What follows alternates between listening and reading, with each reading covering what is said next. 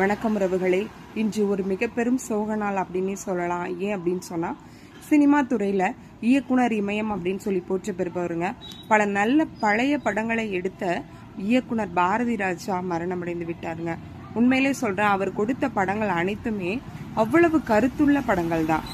இப்போ இருக்கக்கூடிய படங்கள் கூட காமத்தை மையப்பொருளாக வைத்து நிறைய படங்கள் வருது. ஆனால் அவர் டைரக்ட் பண்ண படங்கள் அனைத்துமே ரொம்ப அருமையான குடும்ப சித்திரமான படங்கள் தான். முக்காவாசி அவர் டைரக்ட் பண்ணது எல்லாமே.